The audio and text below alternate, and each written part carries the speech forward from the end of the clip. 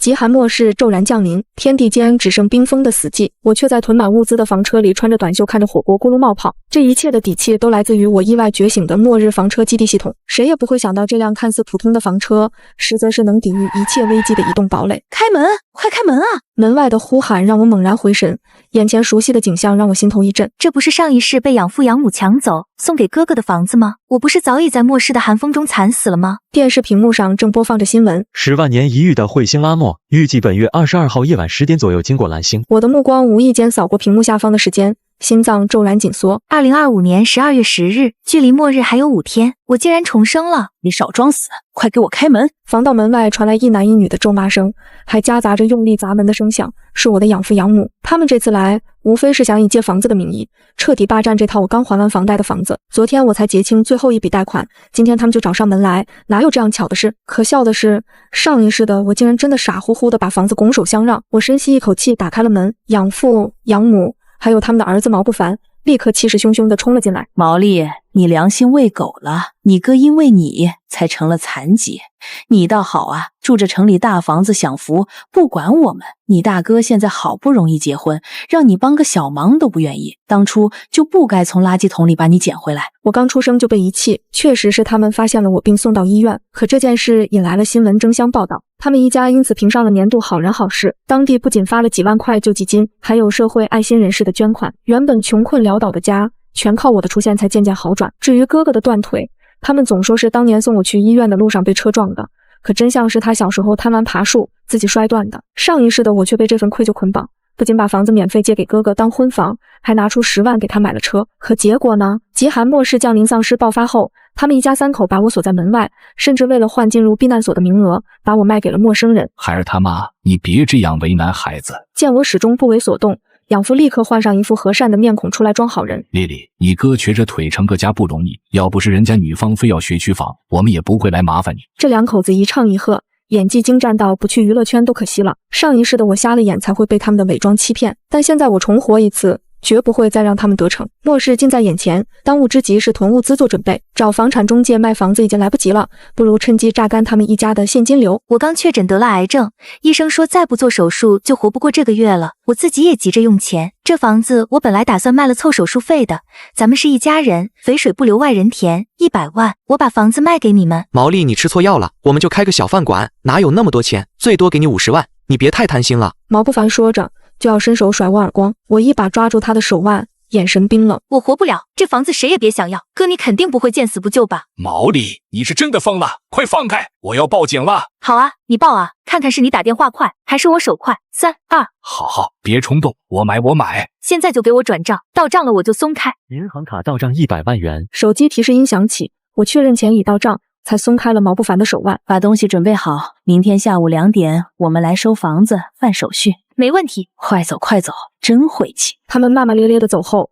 我立刻冲下楼，直奔街角的烧烤店，点了烤串、鸡翅、鱿鱼，几乎把菜单上的招牌都点了个遍。上一世在末世里挣扎了几年，早就把这口烟火气馋到了骨子里。囤货之前先过把嘴瘾再说。就在我吃的正香时，一道冰冷的机械音突然在我耳边响起：检测到宿主已苏醒，极寒末日即将开始，请前往指定地点激活本系统，倒计时15分钟，超时视为放弃。紧接着，我的眼前出现了一个巨大的全息投影地图，上面清晰地标着激活地点。系统？难道是小说里的那种系统？我又惊又喜，立刻对着老板喊道：王老板帮我打包，我一会儿来拿。地图上的终点离这里不到3公里，就在一个公园旁边的垃圾桶旁。我一路小跑赶到，蹲在垃圾桶边专心翻找。这是一位大爷路过，看着我叹了口气：去买点吃的吧，别吃垃圾了。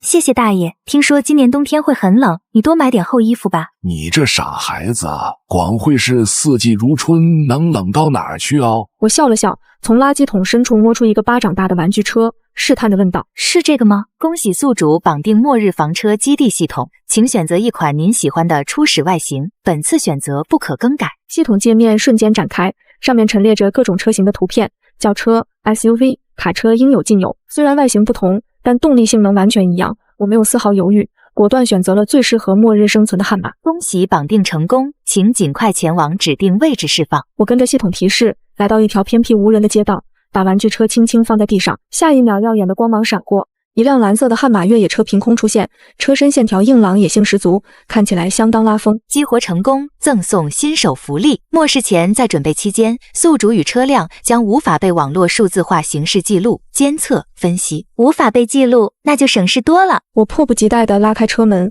瞬间被里面的景象惊呆了。原本应该是后备箱的位置，竟然连接着一个异次元空间。空间里沙发、床、厨房、卫生间一应俱全，就像一个温馨的小型单身公寓。欢迎宿主回家，隔音模式已开启。当前房车基地等级为0，附带永恒空间，收集够20万元物资可进行升级。这车虽小却五脏俱全，而且就冲黑水箱自动处理和发电这2项功能，这车就好过住大房子了。接着我注意到系统上显示的永恒空间，便尝试点了一下，脑海中立刻出现一个白色空间，周围像是有无形的玻璃限制着区域的大小。这空间看起来也太小了吧，能放什么东西啊？检测到宿主需要购买永恒空间，永恒空间内存放的东西可永久保鲜。末世前每立方米空间售价1000元，可永久使用。这空间居然还要花钱买，但是永久保鲜这个功能用来囤货太实用了。我现在手头的钱加起来大约有347万，足够我囤货了。于是我直接花钱买下1000立方米的空间，随后立刻给楼下的烧烤店发去消息：王老板，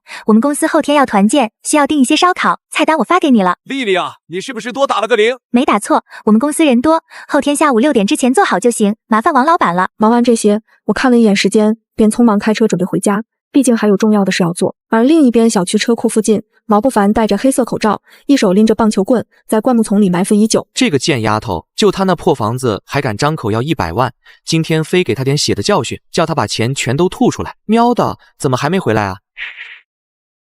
我一言不发，对着自己的好哥哥就是一顿打。跟上辈子一样的时间，一样的地点，毛家人小心眼又抠门，我就知道他一定会因为白天的事情伺机报复自己。随后我又拿起他掉落的电棍挥了一棍，解决完毛不凡，我转身回了自己家。我坐到电脑前，开始整理要准备的物资清单。极寒末世一来，生产力几乎停止，药品就是稀缺货，食物还能凑合，药品却不行。除了常用药，我还写了哮喘用药、雾化器、医用工具等医疗器械。之前在自家时，我没有自己的房间，住的是杂物间，那里潮湿通风又不好，灰尘遍布，导致我患上轻度哮喘。我写完满满4页 Word 的文档，最后发给在药店工作的朋友小张，凭他的速度应该1天就能搞定。随后我给之前帮我装修的包工头打了电话：王叔，你明天带几个人来我家，我要给家里重新装修一下。4天后极寒末日就要开始了，既然现在已经觉醒了房车系统，还有了永恒空间，那接下来就要抓紧时间囤积物资了。正在我打算出门的时候，电话却响了起来。喂，姑娘，我们到楼下了，是1702吗？对，大叔你们直接上来就行。地板、墙面、灯、水电线路，能拆的全都拆了，窗户也不要留，门也拆掉，拆成毛坯。简单交代过后，6个工人立刻开始动手。一想到毛家人来验收房子的场面，我就控制不住想笑。要是让你们一家顺利霸占了我的房子，我岂不是白重生回来了？午休前完工，我再加2000块。工人师傅一听，拆房子的动作更有劲儿了。我趁这个时间开车去了郊区的粮油市场，货比三家后买了300袋大米、150袋面粉、米线、米粉等各类粉面，每样20箱，还买了红豆、绿豆、黄豆、黑米、小米等10几种粮食，共5000多斤。粮油市场的货物品类非常齐全，不仅有各类粮食、鸡蛋，还能买到各种调料和干果。我订完货后，给了老板们一个送货地址，是我刚来的路上在城乡结合不租的路边空铺，正好作为物资的临时中转站。在市场忙活一上午，花了20几万，终于把粮食类的物资准备的差不多了。随后我又拿出手机在网上买了一大堆日常生活用品。才刚休息没一会儿，就收到包工头发来的消息：姑娘，房子已经拆完了，家具也都搬走了。好的，辛苦了，钱给你付过去了。我又立刻拿着房本去银行做了抵押贷款，很快又是几十万到账。下午2点，毛不凡一瘸一拐地走着，身边扶着个肚子微微隆起的女人，那女人还给他举着太阳伞遮阳。如烟，我答应给你买学区房，你看我办事多快，咱这小区环境多好，去医院产检也方便。柳如烟眼睛放光，没想到这家伙其貌不扬，出手倒是大方。只要结了婚，这房子以后卖掉，我至少能拿到1半的钱，凑合吧，面积小了点。儿媳妇，房子装修选的都是最好的材料，直接就能住。我们老一辈也不来掺和，主卧你们住，次卧改成儿童房。几个人有说有笑的出了电梯门，可打开房门后全都傻了眼。柳如烟的脸瞬间黑了。这就是你们说的婚房？放眼过去，房子里清一色的水泥灰，建筑垃圾堆满屋子，落脚的地儿都没有。死渣男，你又骗我！我现在就去医院把孩子打了。一家3口慌忙追向小区门口，毕竟是相亲失败500多次才追来的媳妇，绝不能就这么跑了。更何况她还怀着自家的长孙。如烟，你听我解释，这都是我一个妹妹搞的鬼，她有精神病，房子真的是我花钱买的，合同协议都还在。你不要再骗我了。斜对面烤肉店的2楼，我坐在窗边，举着手机笑得停不下来。下午5点，我开车前往自己租下的仓库，进门后拉上卷帘门，我将各类物资逐一收进永恒空间。检测到物资价值超20万，房车基地升级为1级，收集1000万元物资，可进行下一次升级。话音刚落，房车表面便闪过一层神秘光泽，材质似乎不一样了呢。房车还同步升级了监控系统，如今车身四周乃至车顶的画面都能清晰看到。这时手机突然响起，来电显示是养父。喂，爸，怎么了？别叫我爸，我没养过你这样的白眼狼。房子被你拆成毛坯，毁了你哥的婚事，你安的什么心？什么房子？我昨天搬走时还好好的呀。哦，我想起来了，之前我得罪过小区里的人，估计是他们报复。爸，您消消气，这事终归是因我而起，房子我肯定尽快修好，后续装修费全算我的。一番软语安抚，养父的火气渐渐平息。现在女方气的根本不理我们，这可怎么办？爸，您别急，我出钱请您和妈出去旅游散散心。护士怎么样？您看邻居们不都去那儿玩吗？老两口一听这话，瞬间消了气，挂了电话就美滋滋的收拾行李去了。我立刻在网上给他们报了个旅行团，那种一看就是骗老人消费的廉价团。我要的就是这种效果，把他们送出去，等末世来了，看他们怎么活。距离末世还有3天，一早醒来，我习惯性的摸过手机，屏幕上满是关于超大彗星即将抵达的新闻。很多人计划通宵观测彗星，迎接这历史性时刻，可他们不知道这颗彗星正是灾难的开端。彗星过境时，整个世界会被神秘蓝光笼罩，陨石碎片随之坠落，气温将急剧骤降，末世就此拉开序幕。经过2天采买，食物和日用品已储备充足。至于水源问题，房车升级后新增了净水系统，正好解决后顾之忧。趁着清晨人少，我开车直奔郊区的水源保护地。上一世的记忆里，一辆罐车曾因冰面湿滑失控坠入湖中，车上的高危化学品泄漏，导致湖水和周边土地彻底被污染。现在不抽白不抽，趁湖面还没结冰，必须抓紧时间。我从空间里取出抽水泵和大水箱，连接固定好，再将电源接在房车上。抽水机立刻开始运转，随后我躺到房车的床上，继续刷着彗星相关的新闻。刷了一会儿，我还是点开社交论坛，以游客身份发了条帖子。今年12月22日晚上10点，极寒天灾将降临，大家提前准备物资。如果真有人刷到帖子并重视，或许人类在末世里能多一丝生机。这是最新的引流贴吗？起号的吧，直接说带什么获得了。评论区大多是嘲讽和看热闹的，我并不意外，但一条提问突然吸引了我的注意。你好，请问是什么样的末世？长期极寒，暴雪冻雨，地表无法居住，到处都潜伏着危险。保险起见，我没提丧尸。过了一会儿，对方没有回复，我思索再三，决定删掉帖子。可后台突然弹出对方的好友申请和一条私信。你看过丧尸吗？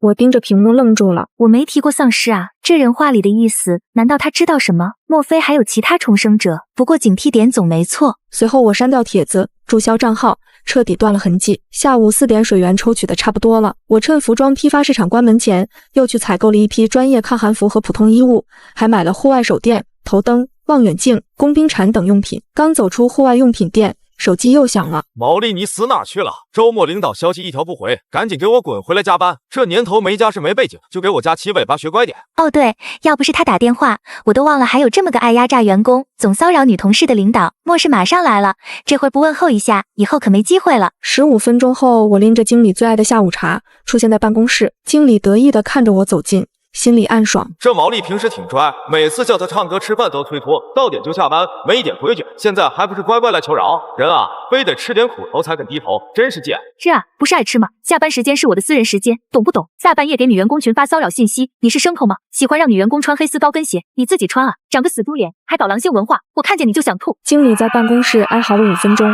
愣是没一个员工敢叫保安，连领导都敢打，这是我一直想干又不敢干的事，太帅了。我看着倒在地上的经理，站起身拍拍手，头也不回地离开了公司。经过这2天的采买，我能想到的物资还有武器工具都准备的差不多了，只不过之前从小张那里订的药品却迟迟没有消息。按说以他的能力，昨天就能凑齐给我送过来，于是我不安地给他打去了电话。小张啊，我之前订的那些药准备的怎么样了？芳姐这2天不知道怎么回事，好几个药厂还有仓库都出事了，货也不好调，拖了点时间。那你抓紧把现在手里的药送过来吧。随后我开车停在了一处热闹的夜市门口，准备再买点科技与狠活，毕竟这些东西末世以后就再也吃不到了。老板，你摊位上有的奶茶我全要啊，一会儿我过来拿哇。哇，小姑娘大方啊！一圈下来，我把平时爱吃的鸭血粉丝汤、烤脑花、螺蛳粉、臭豆腐全买了个遍。夜市的很多摊位都因为我提前下班了，我一趟一趟的把美食拎到车上，然后再收入空间中。大爷，你这捞只小海鲜我全包了。唉，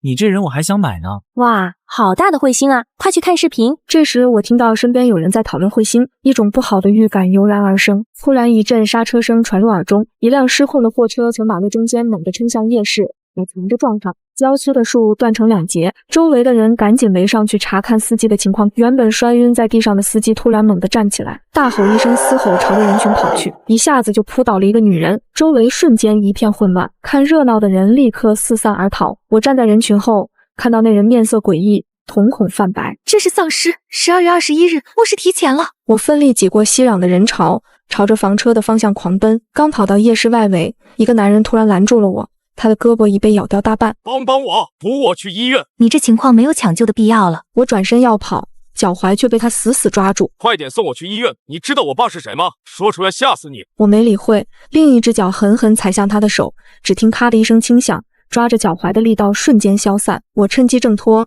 踉跄着继续往前跑。就在我拉开房车车门的瞬间，一只苍白的手突然抓住了我，回头望去，竟是一只刚变异的丧尸。我迅速取出菜刀，精准劈中他的脑门，丧尸额头随即流出一团诡异的蓝血。恭喜完成丧尸手杀，奖励积分5。与此同时，坐在车里的我看见巨大的蓝色彗星划破夜空，拖着长长的蓝紫色尾焰，绚烂的令人心惊。彗星竟然提前到了，伴随着蓝色光晕，车外温度骤降至0度，雪花纷纷扬扬落下，路人拼命拨打报警电话和急救电话，却全都是忙音。我开车驶离夜市，一路上不断传来车辆相撞的巨响，几辆鸣着警笛的警车从旁疾驰而过，此起彼伏的鸣笛声灌满了双耳。我把车停在一处荒僻地带，给小张打去电话。芳姐，我刚想给你打电话呢，刚才路上发生了连环车祸，我走村里的小土路刚绕出来，再有40分钟就到市区了。不要进市区，你在哪儿？我过去拿。随后我急忙叮嘱小张，赶紧找个没人的地方停车熄火，除了我谁敲门都不要出来。好的。挂断电话，我立刻驱车赶往小张发来的位置。芳姐这里不知道怎么回事，刚才还没这么冷啊。年轻人得多锻炼才行，身体这么弱，我来姨妈了都比你扛动。先带我去看药吧。好嘞，跟我来。我跟着小张走到小货车车尾，突然瞥见一个黑影。谁？举起手来不准动。黑影听到声音，缓缓偏过头看向小张，随即猛地冲了过来。果然是丧尸，我立刻拔出刀，干脆利落地刺穿了他的脑袋。钥匙给我。我现在只想拿到东西尽快离开，可小张却脸色死灰地呆站在原地。他第一次经历这种场面还能站稳，已经比大多数人强多了。趁着小张还没缓过神，我打开货车车厢，把手放在药品箱子上，一箱箱往空间里收。永恒空间使用率已达 99%， 无法放入。最后2箱实在装不下，我干脆丢到房车副驾。这时小张终于缓过劲，走到车尾后，惊讶地发现几百箱药品已经全被搬空。我往他车上丢了1箱方便面，1箱巧克力，又从空间里挑了部新手机递给他。芳姐，你这是？现在外面到处都是丧尸，人多的地方千万别去，保重。说完我上车扬长而去。我把车开到一家大型仓储式商场门口，这里位于6环附近，平时晚上8点半左右就没什么客人了，今晚想必更多人都在忙着躲藏保命。我本打算在这里零元购，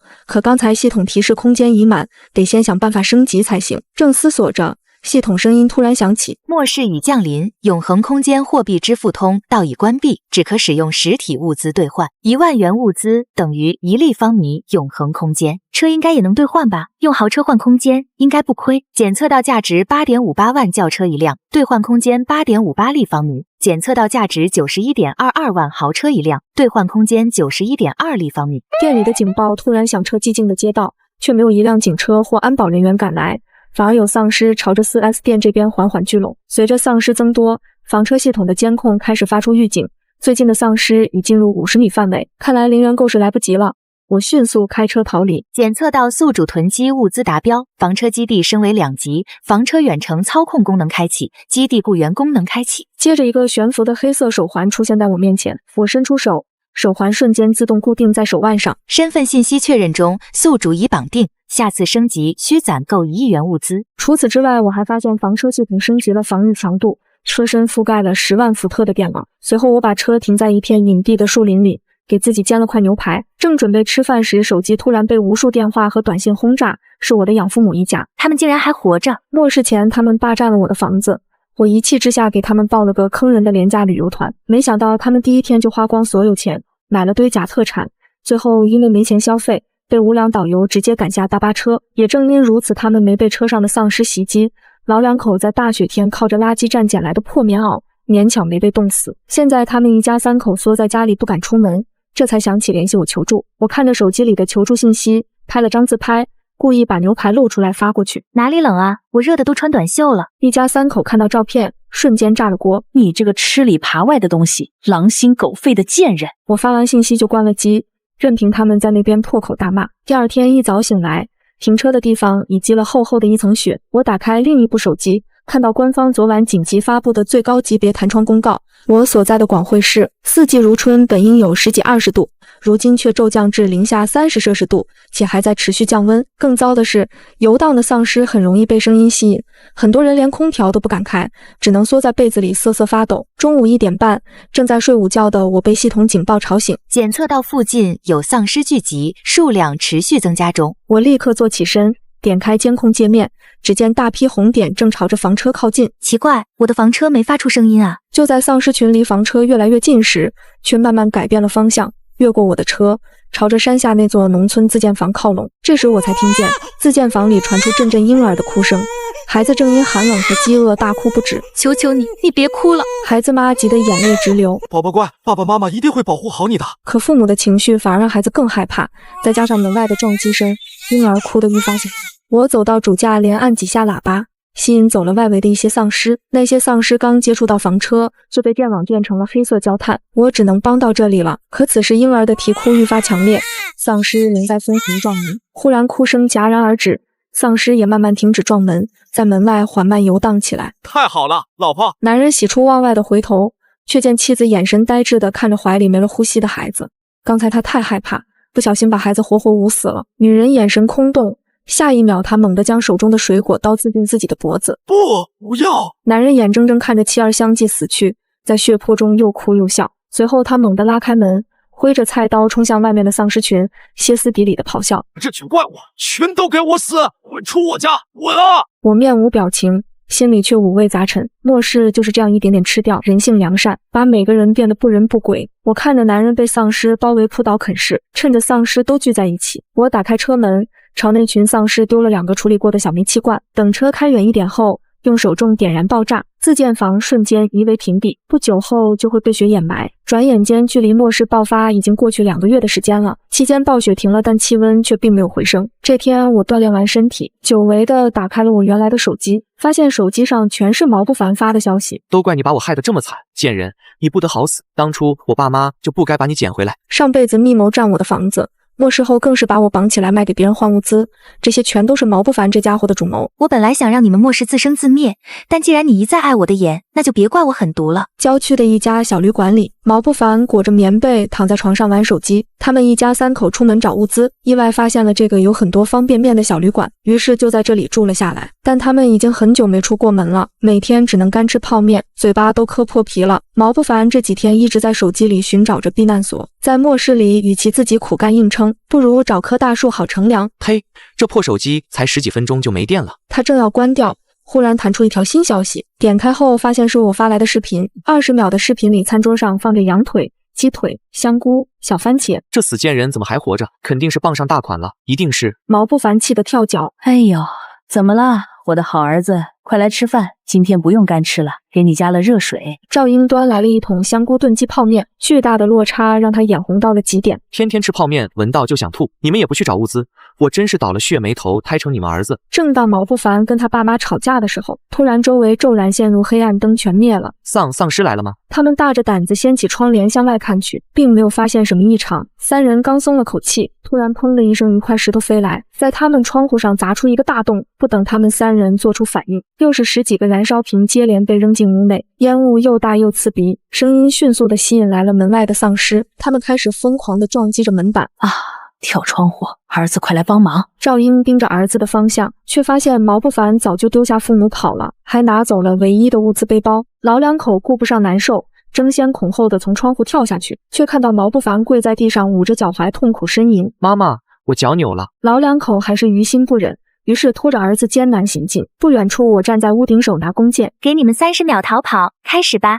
被我抓到的话，会死得很惨哦。是毛利这个贱人，他什么时候学会用弓箭了？但他们却没时间多想，因为丧尸已经扑了上来。毛不凡反应迅速，把他爸妈往后一推，拄着拐杖拼命向前逃跑。丧尸被那2人吸引，毛不凡却很快就逃得没了踪影。还好我溜得快，跑了这么远，那贱人肯定没想到我躲在这里，冻死我了。一只丧尸经过胡同，在路口停住，盯着毛不凡的方向看。毛不凡捂住嘴巴，浑身抖个不停。别发现我，别发现我！哦，吓哭了！臭女人，你阴魂不散，恩将仇报，当初就不该把你捡回家养大。毛不凡迅速起身逃跑，刚跑出胡同就迎面遇到10几只丧尸。毛不凡歇斯底里的咆哮，最后干脆带着身后丧尸一起冲向我。我活不了，你也别想活，就凭你这一把破弓，我看你怎么跑。就在毛不凡以为临死前能拉我垫背时，我却淡定地点了2下腕表。只见一辆越野车飞过石桥，把前面的丧尸尽数碾压。巨大的车身横在中间，其余丧尸刚碰到车身，电网立刻噼里啪啦作响。毛不凡下半身也被压在车轮下面，眼睛睁得巨大。我错了，真的，毛利，放过我这条贱命吧。放心，我不杀你，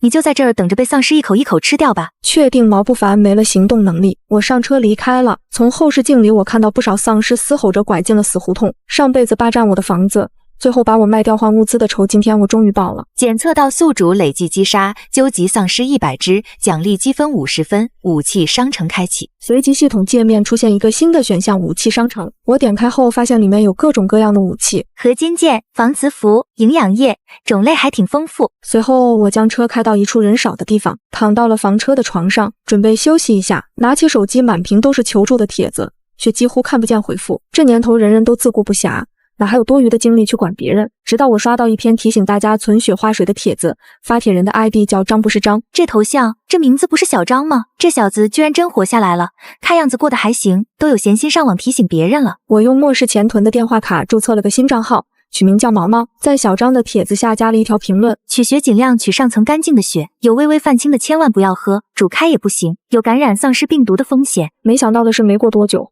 我的那条评论下面就多了很多条回复。我的老天啊，食物也能感染吗？这还让不让人活了？毛毛大人，你是不是知道了丧尸病毒的感染方式？我又随手发了一些经验上去，毕竟活下来的人越多，能打丧尸的人就越多。丧尸对声音非常敏感，其次是嗅觉，视力最差，建议大家外出寻找物资时要避免发出声音，同时还可以使用一些带有香味的物品遮住自己身上的人味儿。丧尸的弱点在头部，病毒以血液感染为主，各种体育护具不影响视线和行动的都可以穿上。寒冷状态下皮肤对温度感知会变迟钝，取暖要小心烫伤。丧尸的弱点保真吗？你别去趁乱忽悠人了吧。都什么时候了还能洗澡？这货就是来骗人的吧？感谢大佬的分享，丧尸头打碎真的不动了，我全家现在准备外出找物资了，祝我顺利，大家都要活下来。或许是刚才太累了，不知不觉就睡着了。再次醒来时已经是第2天了，我是被一阵消息声吵醒的。打开一看，是小张给我发来的一条链接，说是什么明星顶流。都末世了，能不能活下去都是个问题，还有闲工夫追星啊？但我还是点开了链接热搜，上面赫然写着今日热搜毛毛，这个 ID 占领了各大网站的榜单。我盯着屏幕，看着自己短短1天涨了30多万粉丝的账号，陷入了沉思。顶流竟是我自己。我盯着手机屏幕上的评论区，满满都是幸存者的求助与感谢。就在这时，手腕上的系统手环突然震动，检测到高频特殊信号，请求来源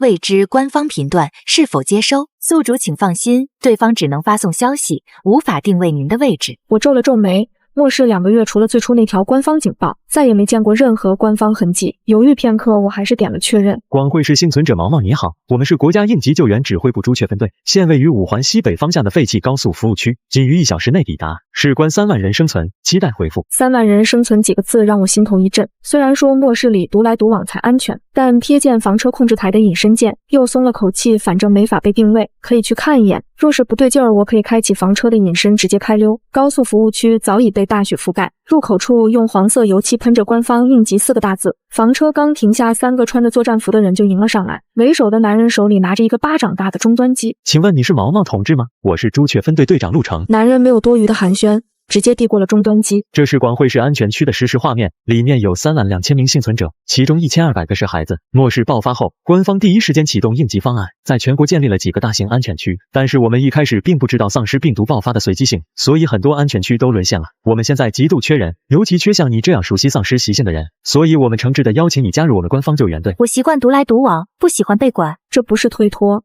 而是真心话。上辈子被家人背叛，让我对集体始终带着戒备。但是你的粉丝里有不少是掌握机械维修医药知识的人才，我们需要你牵头把这些人组织起来。组织起来意思是让我当你们的工具人？不是合作伙伴。国家成立了先行者小队，由于现在情况的特殊性，加入先行者的成员可以不受常规纪律约束，你可以自己决定任务路线，甚至你可以随时退出我们。听到这，我犹豫了，他看出了我的心思。继续乘胜追击。安全区能提供你需要的一切，官方的先进武器，安全区里的高级物资，你都有优先使用权。甚至我们正在研发的丧尸病毒抑制剂，你都能优先使用。更重要的是，一个人的力量再强也救不了所有人。你账号里那些求助的评论，难道你真的能不管吗？我看着监控里孩子们的笑声顺着寒风飘来。好吧。此时手环突然再次震动，检测到宿主与官方救援力量达成合作意向，解锁基地联动功能，可接入安全区物资库，永恒空间扩容500立方米。这系统倒是挺偏心我的，这下我都可以直接用安全区的物资了。现在我们有个紧急任务，广汇市第3药厂还有一批未被污染的抗生素，需要你带着去取。记住我们行动小队的安全第一。房车的引擎再次启动，